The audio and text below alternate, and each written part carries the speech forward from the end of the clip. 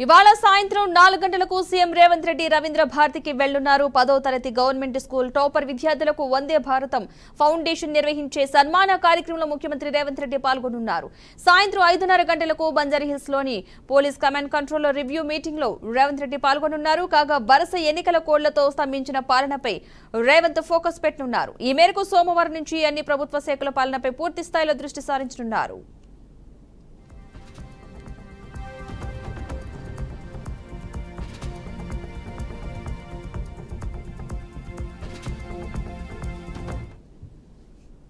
ఇక రైతు రుణమాఫీ వంటి రాష్ట్ర ప్రభుత్వం ప్రతిష్టాత్మకంగా చేపట్టిన 6 హామీల అమలుతో పాటు సాధారణ పాలనకు సంబంధించిన అన్ని కార్యక్రమాలను చేపట్టే దిశగా ప్రభుత్వం అడుగులు వేస్తోంది. అయితే పూర్తి స్థాయి బడ్జెట్ రూపకల్పన, ఆదాయ వనరుల పెంపుపై డిప్యూటీ సీఎం భట్టి విక్రమార్క ఇప్పటికే సమీక్షలు ప్రారంభించగా నేటి నుంచి మంత్రులందరూ అన్ని శాఖలపై వరుస సమీక్షలు నిర్వహించనున్నారు.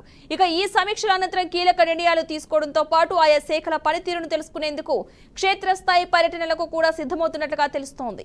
ఈ మేరకు మంత్రులకు సీఎం రేవంత్ రెడ్డి ఆదేశాలు జారీ చేసినట్టుగా సమాచారం. మంత్రులందరూ వారి వారి నియోజకవర్గాలు, వారు ప్రాతినిధ్యం వహిస్తున్న ఉమ్మడి జిల్లాలు, బాధ్యతలు నిర్వహిస్తున్న జిల్లాలకు వెళ్లి అభివృద్ధి సంక్షేమ పథకాల అమలు తీరును పరిశీలిస్తారు.